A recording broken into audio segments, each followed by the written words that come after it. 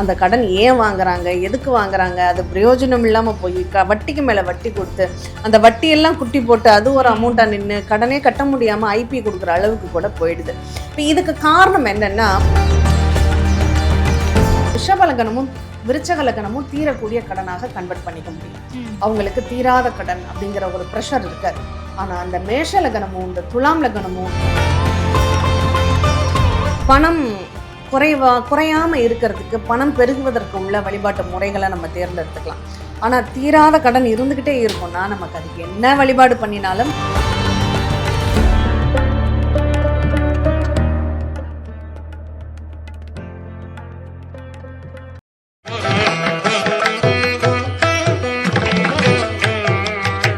வீட்டிற்கு தேவையான அனைத்து பூஜை பொருட்களும் வாங்கும் ஒரே இடம் டிவைன் சேவா. தொடர்புக்கு 9841023450. உடனே கால் பண்ணுங்க, உங்க பூஜை அறைய அழகுபடுத்துங்க. திருவருள் டிவி நேயர்களுக்கு வணக்கம். பொதுவாகவே எல்லாருக்குமே இருக்கக்கூடிய பிரச்சனை அப்படின்றது கடன் பிரச்சனை தான். இந்த கடன் பிரச்சனை எப்போதான் ஒழியும் அப்படின்னு தெரியலையே அப்படின்னு எல்லாருமே நினச்சிட்டே இருப்போம்.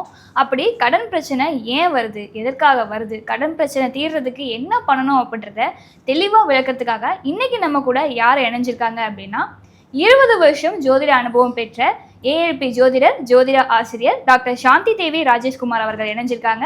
வாங்க அவங்க கிட்ட பேசிடலாம். வணக்கம். திருவருள் நேயர்கள் அனைவருக்கும் வணக்கம். இந்த நாள் இனிய நாளாக அமைய வாழ்த்துக்கள். ரொம்ப சந்தோஷம். ஒரு பதிவுலையுமே நேயர்களுக்காக நிறைய விஷயங்கள் கொடுத்துட்டு இருக்கீங்க. போன பதிவில் கூட வாழை மரம் பற்றின அந்த வாஸ்து ரகசியங்கள் சொல்லியிருந்தீங்க. அதை தொடர்ந்து பார்த்தீங்க அப்படின்னா, இப்போ நமக்கு எல்லாருக்குமே இருக்கக்கூடிய பிரச்சனை அப்படின்றது கடன் பிரச்சனை. கடன் பிரச்சனை என்ன காரணத்தினால வருது, எந்த கிரக சேர்க்கை இணைவுனால வருது, அப்படி கடன் பிரச்சனை ஒருவருக்கு வந்துருச்சுன்னா அதை தீர்க்கிறதுக்கு என்ன பண்ணணும்? கண்டிப்பாக, ஏன்னா கடன்கிறது தான் இன்றைக்கி பெரிய டாப்பிக்காகவே இருக்குது. எல்லாருமே ஒரு பயப்படக்கூடிய ஒரு விஷயம் என்ன அப்படின்னா, அது கடன் அப்படிங்கிறது தான். ஏன்னா அந்த கடன் அளவுக்கு கலக்கத்தை வேறு எதோடையுமே ஒப்பிட முடியாது. அப்படிங்கிறதுக்காக தான் கடன் பட்டார் நெஞ்சம்போல் கலங்கினான் இலங்கை வேந்தன் அப்படின்னு சொல்லியிருக்காங்க.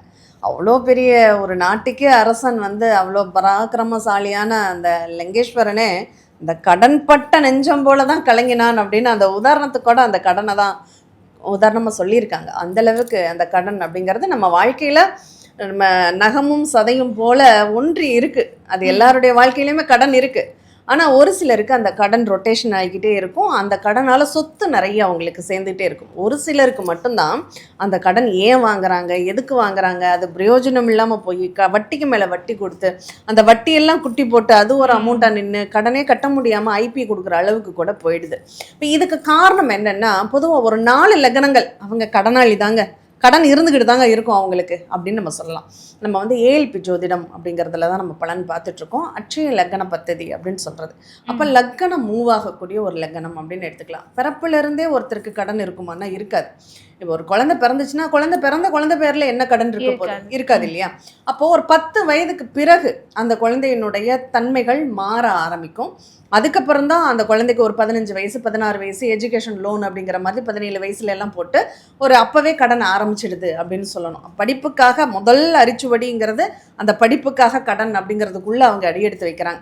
ஒரு சிலர் பேரண்ட்ஸினுடைய செல்வாக்கில் கடன் இல்லாமல் படித்து முடிச்சுட்டாங்கன்னா அடுத்து அவங்க கேரியரில் அடுத்த கட்ட நகர்வுக்கு போகணும் அப்படின்னு நினைக்கும் போது சொந்தமாக தொழில் செஞ்சால் என்ன அப்படிங்கிற ஒரு எண்ணம் ஏற்படுது. அந்த சொந்த தொழில் செய்யலாம் அப்படிங்கிற ஒரு காரணத்துக்காக அவங்க கடன் வாங்கி இன்வெஸ்ட்மெண்ட் பண்ணக்கூடிய ஒரு வாய்ப்புகளும், அந்த தொழில் நல்லா போச்சுன்னா அந்த கடனை ரொட்டேஷனாக அவங்க கட்டிகிட்டே தொழிலையும் வின் பண்ணிடுவாங்க. அந்த தொழில் முடங்கி போயிடுச்சு அப்படின்னா அந்த தொழிலில் போட்ட காசையும் அவங்களால எடுக்க முடியாது, இந்த கடனையும் கட்ட முடியாது, அதுக்கான லாக் மாட்டிக்கிடும் அப்படின்னு சொல்லிடலாம். சரி, இப்போ இந்த கடனுக்கு முக்கியமாக சில காரணங்களுக்காக கடன் வாங்கினா அந்த கடனை நம்ம கொடுக்கவே முடியாது அப்படின்னு சொல்லலாம். ஒன்று, இன்வெஸ்ட்மெண்ட்டான ஒரு கடன்னா நம்மளால் கட்ட முடியும். ஏன்னா இப்போ அந்த இன்வெஸ்ட்மெண்ட்டு நம்ம கடன் கட்ட முடியலன்னா நமக்கு முதலீடு இருக்கு, அதை வித்துட்டு நம்ம கடனை கட்டிடலாம். இன்னொன்று, வீடு மாதிரியான கரெக்ட், இடம் வாங்கலாம், வீடு கட்டலாம். இது எல்லாமே ரிட்டர்ன் கொடுக்கக்கூடிய ஒரு கடனை பற்றி பயப்படவே வேண்டாம். உங்களால் கட்ட முடியலையா, அது இருக்கு, நீங்கள் அதை வித்துட்டு கூட நீங்கள் கடனை கட்டிடலாம் அப்படிங்கிற மாதிரியான ஒரு நிகழ்வு. ஆனால் சில விஷயங்கள் ஆடம்பரத்திற்காக செய்யக்கூடிய கடன், நான் இப்போ ஒரு ஃப்ரிட்ஜ் வாங்குறேன், அதுக்கு நான் இஎம்ஐ கட்டுறேன், நான் ஒரு மொபைல் ஃபோன் வாங்குறேன், அதுக்கு ஒரு இஎம்ஐ கட்டுறேன், இது என்னால் கட்ட முடியல, எனக்கு வேலை இல்லை, அதை கட்ட முடியல அப்படின்னா இது பிரயோஜனம் இல்லாத ஒரு கடன். அதே மாதிரி இப்போ வண்டி வாங்குறோம், வாகனம் வாங்குகிறோம், அந்த வாகனத்துக்கு என்னால் கடன் கட்ட முடியலன்னா வாகனத்தை தூக்கிட்டு போயிடுவாங்க. அப்போ அதுவரையும் நம்ம கட்டின காசும் லாஸ் தான், ஆமா. அந்த வாகனமும் நமக்கு போனது தான். அப்போது இந்த மாதிரி சில நிகழ்வுகள் ஆடம்பரத்திற்காக நான் ஒரு செயலை செய்யும்போது அது ரிட்டர்ன் இல்லாத கடனாக போயிடு, அந்த கடனில் நான் மாட்டிக்கக்கூடிய ஒரு சூழ்நிலையை தந்துடுது. சரி, இது பெரும்பாலும் எந்த ராசிகளுக்கு இது அதிகமாக பொருந்தும் அப்படின்னு பார்த்தோம்னா, மேஷம் அட்சய லக்னமாக போகக்கூடியவங்களுக்கு, ரிஷபம் அட்சய லக்னமாக போகக்கூடியவங்களுக்கு, துலாம் அட்சய லக்னமாக போகக்கூடியவங்களுக்கு, விருச்சகம் அட்சய லக்னமாக போகக்கூடியவங்களுக்கு கட்டாயம் இந்த கடன் அப்படிங்கிறதுல அவங்களுக்கு பிரச்சனை அதிகமாகும். அதுக்கு காரணம் வேற யாருமே இல்லை. அவங்க மற்றவங்களுக்காக நான் கொடுத்தேன், என்னை ஏமாத்திட்டாங்கன்னு சொல்றதுக்கெல்லாம் சான்ஸே கிடையாது. இவங்களுடைய தேவைகளுக்காக, இவங்களுடைய பெருமைகளை நிலைநாட்டுவதற்காக வாங்கின கடனாக தான் இருக்கும். அதனால தான் இவங்க லாக் ஆவாங்க. கடனே இவங்களுக்கு தேவைப்படாது, ஆனால் கூப்பிடுவாங்க. இப்போ நீங்கள் உங்களுடைய பேங்க் பேலன்ஸ் எல்லாம் பார்த்தோம், நல்லா இருக்குது, நீங்கள் வந்து கடன் வாங்கிக்கோங்க, உங்களுக்கு நாங்கள் ஃப்ரீயாக கொடுக்குறோம், எந்த டாக்குமெண்ட்டுமே எங்களுக்கு வேண்டாம், ஒரு பட்டனை கிளிக் பண்ணால் போதும், ஒரு சைன் போட்டால் போதும், உங்களுக்கு பணம் உங்கள் அக்கௌண்ட்டில் ஏறிடணும். இவங்களும் என்ன பண்ணுவாங்க, தேவைப்படாது, ஆனால் கடன் கொடுக்குறாங்கல்ல, அதனால நம்ம வாங்கி அந்த கடன் தர்றாங்களேங்கிறதுக்காக நான் அப்போதைக்கு என்ன பண்ணலாம் அப்படிங்கிறத ஒரு திட்டமிடுவேன். சரி, இந்த பணம் வருது, இந்த பணத்தை வாங்கி தொழிலில் போடலாமா, இந்த பணத்தை வாங்கி ஒரு வாகனம் வாங்கிடலாமா, இல்லை இதை ஒரு இடத்துக்கு போடலாமா அப்படின்னு அந்த கடன் வருது, அந்த கடனுக்காக நான் ஒரு விஷயத்தை கிரியேட் பண்ணுறேன் அப்படிங்கிறது இருக்கும். அப்படி பண்ணும்போது இந்த 4 இலக்கணக்காரங்களும் மாட்டிக்குவாங்க. ஆனால் இதுவே எனக்கு கடன் தேவை, நான் இப்போ ஒரு இடம் வாங்க போகிறேன், எனக்கு சம்பளம் 60,000 வருது, எனக்கு 20,000 செலவு போக மிச்சம் 40,000 என்கிட்ட நிற்குது, அதில் என்னால் 20,000 30,000 கூட என்னால் லோன் கட்ட முடியும், அதனால நான் கடன் வாங்குறேன் அப்படின்னு சொல்லி அந்த இடத்திற்காக அவங்க கடன் வாங்கினாங்கன்னா புத்திசாலித்தனம். அவங்களுக்கு அந்த கடனும் கட்ட முடியும், அவங்களுக்கு அந்த லேண்டும் இருக்கும், வீடாகவும் கட்டிடலாம். இது வந்து தீரக்கூடிய கடனாக மாறும். இந்த 4 லக்னங்கள்லேயே தீரக்கூடிய கடனாக எந்த லக்னங்கள் மாற்றிக்கலாம் அப்படின்னா, இந்த ரிஷப லக்னமும் விருச்சக லக்னமும் தீரக்கூடிய கடனாக கன்வெர்ட் பண்ணிக்க முடியும். அவங்களுக்கு தீராத கடன் அப்படிங்கிற ஒரு ப்ரெஷர் இருக்காது. ஆனால் அந்த மேஷ லக்னமும் இந்த துலாம் லக்னமும் இந்த கடன் பட்டார் நெஞ்சம் போல் அப்படிங்கிற இலங்கை வேந்தனுக்கு உள்ள உதாரணம் இவங்களுக்கு நல்லாவே பொருந்தும் அப்படின்னு சொல்லலாம். சரி, மற்ற லக்னத்துக்கெல்லாம் கடனே இருக்காதா, அவங்க அந்த கடனால் கஷ்டப்படவே மாட்டாங்களா அப்படின்னா, எல்லா லக்னங்களுக்குமே சில காலகட்டங்கள் அந்த கடன் படக்கூடிய வாய்ப்புகள் ஏற்படும். அப்போ மட்டும் அவங்க கவனமாக இருந்து அது தேவையா தேவையில்லையான்னு பார்த்து வாங்கிக்கிட்டா போதும். மற்றபடி இது கண்டிப்பாக அவங்க கொடுக்கலனாலும் நம்ம கடன் நான் தர்றேன்னு சொன்னாவே ஓடி போகிற கேஸ் மற்றவங்க கிடையாது. அவங்களுக்கு தேவையான மட்டும் அவங்க வாங்கிக்கிட்டா போதும். இப்போ உதாரணத்துக்கு மிதுன லக்னம்னு எடுத்துக்கலான்னு வச்சுக்கோங்களேன். இந்த மிருகஸ்ரீஷ நட்சத்திரம் 3ஆம் பாதமும் 4ஆம் பாதமும் போகும்போது மட்டும் இவங்களுக்கு அந்த கடன் அப்படிங்கிறது தன்னால் ஏற்படக்கூடிய ஒரு வாய்ப்பாக இருக்கும். அது வந்து லாபமான கடன் அப்படின்னு சொல்லுவோம். இவங்க கடன் வாங்கினாங்கன்னா ஏதாவது ஒரு இன்வெஸ்ட்மெண்ட்டுக்காக தான் வாங்குவாங்க, அது லாபம் உண்டு, அந்த கடனால் லாபம் உண்டு. அதுவும் அவங்களுக்கு அந்த கடன் கிடைக்கக்கூடிய ஒரு வாய்ப்பு 2 வருஷம் தான். அந்த 2 வருஷத்துக்குள்ளே அவங்களுக்கு அந்த கடன் அப்படிங்கிறது கிடச்சிடும். இப்போ அதுவே கடக லக்னம்னா 4.5 வருஷம் இவங்களுக்கு கடன் படக்கூடிய ஒரு வாய்ப்பாக இருக்கும். அதுவும் இவங்க வாங்க மாட்டாங்க, இவங்க கடன் வேணும்னு கூட நினைக்க மாட்டாங்க. இவங்களுடைய லைஃப் பார்ட்னர் இருக்காங்க இல்லையா, அவங்க சொல்லுவாங்க கடனை வாங்கிட்டு நம்ம கட்டிக்கலாமே, இஎம்ஐ கட்டிக்கலாமே, இது நல்லா இருக்குமே அப்படின்னு அவங்க ஐடியா கொடுப்பாங்க. அப்போ என்ன ஆகும், அந்த கடனை வேற என்ன பண்ணுறது, லைஃப் பார்ட்னர் சொன்னால் கேட்டு தானே ஆக வேண்டியது இருக்குது. அப்போ அதற்காகவே அவங்க கடன் வாங்கி அதுக்கு ஒரு இஎம்ஐ கட்டுற மாதிரி, இதுவும் கூட அவங்க லாங் டைமாக ஷார்ட் டைமான அவங்களால அது அவங்க கையில் தான் இருக்குது, அவங்க கண்ட்ரோலில் தான் இருக்குது. நம்ம தீராத கடனாக பெரிய அளவு வாங்கி மாட்டிக்கக்கூடிய வாய்ப்புங்கிறது நமக்கு வேண்டாம். நம்ம அளவுக்கு இதுதான் நம்மளால் முடியும், நம்ம கொஞ்சமாக வாங்கிக்கலாம் அப்படின்னு முடிவை யாருக்கு எடுக்கலாம் அப்படின்னா இந்த ஜாதகர் எடுக்கக்கூடிய அளவில் தான் இருக்கும்.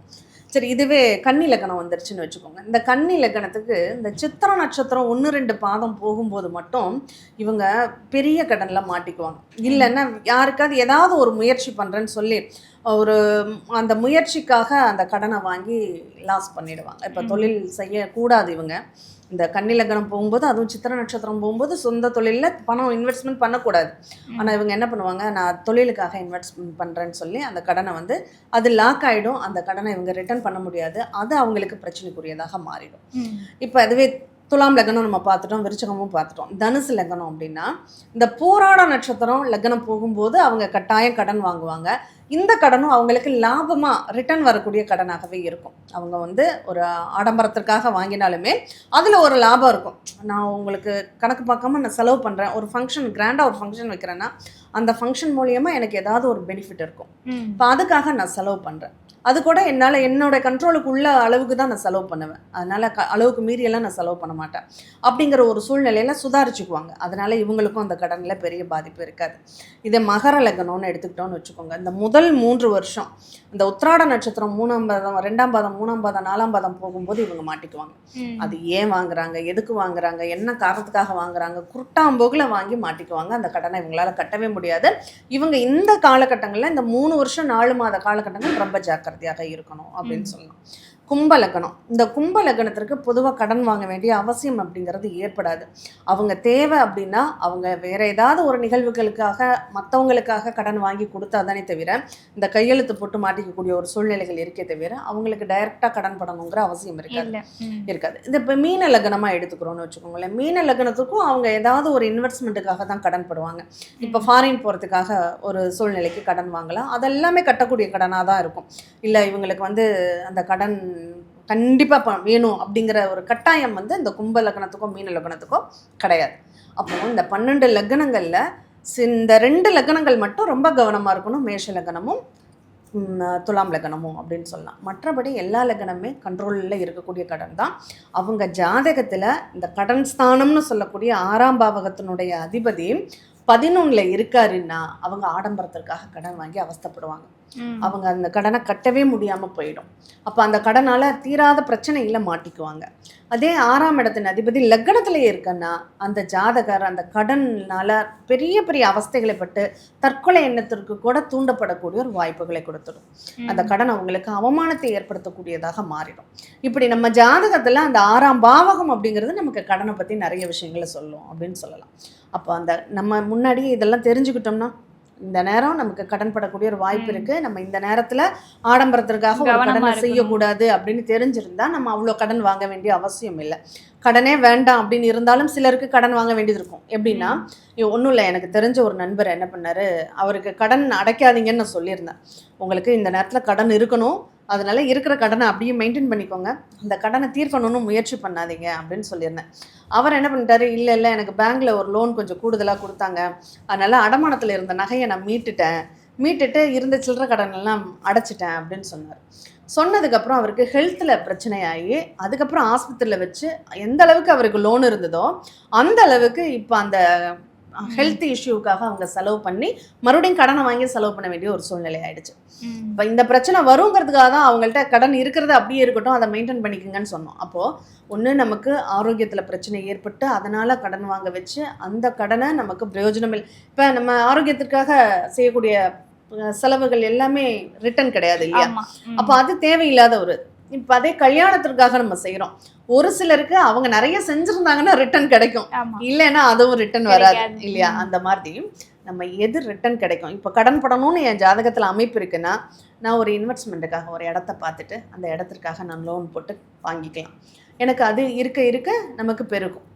அடுத்து ஒரு வீடு கட்டுறேன், அந்த வீட்டுக்கான ரிட்டர்னும் நமக்கு நல்லாவே கிடைக்கும். இப்போ கடன் பிரச்சனை இப்போ அதிகமாயிடுச்சு. நான் முயற்சி பண்ணேன், ஆனால் என்னால் முயற்சியை கண்ட்ரோல் பண்ண முடியல, எனக்கு தேவை இருக்கு, நான் கடன் அதிகமாக வாங்கிட்டேன், அதை தீர்க்கணும் அப்படின்னா நான் என்ன பண்ணணும்? ஏன்னா நிறைய பேர் ஆலய வழிபாடு சொல்லுவாங்க.